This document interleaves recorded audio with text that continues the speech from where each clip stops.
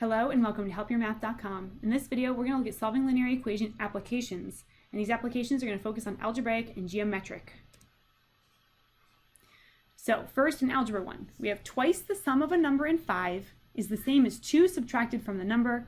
Find the number. So the first thing we might want to do is just, what are we going to call this number? It's our unknown. We represent unknown numbers with variables.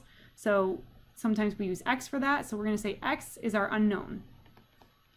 Okay, now we need to translate these words into algebra. So twice, we're multiplying something by 2. What are we multiplying by 2? The sum. So that means that we want to add up first and then multiply by 2. How do we force that to happen? Because order of operations says, no, you need to multiply first. That means that this sum needs to go inside parentheses. So then we can double that, and now we have twice the sum of what? A number and 5. So it's x plus 5. So the sum of a number and 5 is x plus 5. Then we want twice that. Is the same as, there's our equal sign, 2 subtracted from the number. So subtracted from means we're taking 2 away. We're taking 2 away from that number, so it would be x minus 2. So here's the setup of taking that first sentence and translating it into algebra. Really tricky there. There's a lot of tricks, so make sure that it makes sense to you. Now we're going to solve it. So first we're going to distribute the 2 to x and 5. That will be 2x plus 10 equals x minus 2. Now I want to get all the variables on one side of the equation and all the constants on the other. So I'm going to subtract x from both sides and subtract 10 from both sides. This leaves me with x or 1x, and negative 2 and negative 10 is negative 12. And look at that. X is all by itself, so we don't even have to do anything from there. X is equal to negative 12. We can check our work with this setup if we want. So we could say, okay, how do I know for sure that this is right? Let's plug into our given equation. This would be 2 times negative 12 plus 5. Does that really equal negative 12 minus 2? Using order of operations, we don't have to distribute because now we can actually combine.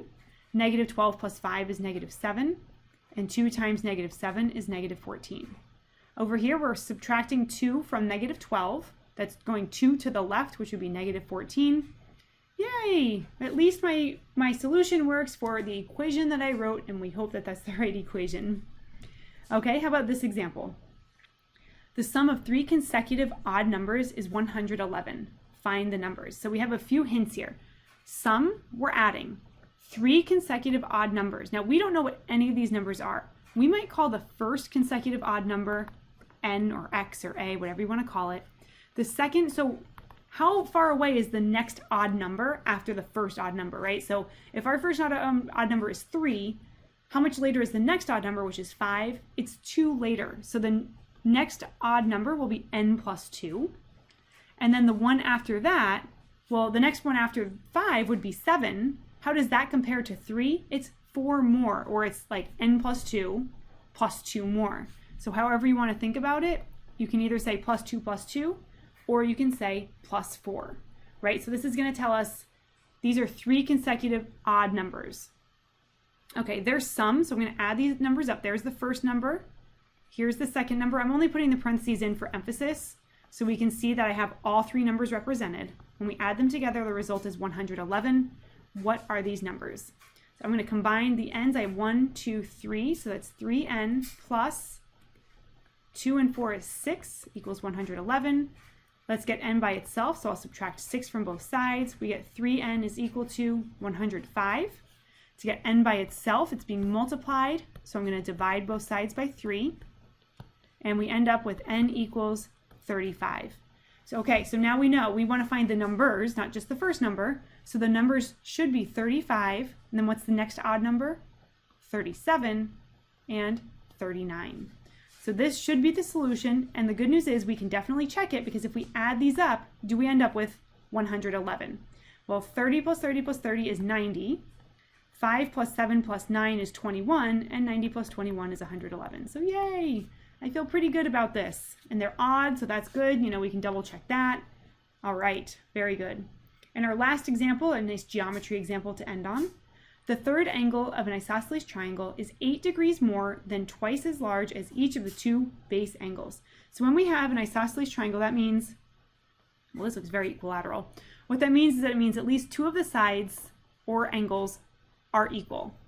So this angle here and this angle here, when you have an isosceles and there's one side that, or one angle that doesn't match, these guys that are equal are called the base angles, and those would have the same value. So this angle measure here has the same value as this angle measure here. So I'm going to say that one base angle measure is going to be called A. Okay, now what does it say? The third angle is 8 more than twice as large as either of the two base angles. So this one here is 8 more than, so that's plus 8, twice as large. So 2A plus 8, twice as large as either of those, plus 8. We want to find the measure of each angle. Okay, well, what do we know about angles? What can we do here? If we set A equal to A, we're not going to get anywhere. Oh wait, it's a triangle. What do the angles of a triangle have to add up to? They have to add up to 180. So we're going to add the three measures together, one base angle, two base angles, and the third angle. Those three measures have to add up to 180 degrees. Now we can combine A plus 2A is 4A. We have 4A plus 8 is equal to 180. Subtract 8 from both sides, and we get 4A is equal to 172. Divide both sides by 4, and we end up figuring out that the base angles are each 43 degrees. So we know the base angle measures are 43 degrees and 43 degrees. To find the other angle, what we're going to do is we're going to plug it in to the expression we created that related it to the base angles. So the other angle is going to be given by 2 times A plus 8. Well, now we know that A is 43, so we have 2 times 43 plus 8. 2 times 43 is 86, and 86 plus 8 is 94 degrees. So clearly my triangle is not drawn to scale. We can also check our work because if we add these up, they should add up to 180. So 43 plus 43 we just decided was 86. 86 plus 94 does equal 180 degrees. So I feel pretty good that these are the angle measures of this mystery triangle. These have been examples of algebraic and geometric applications of solving linear equations. Thank you for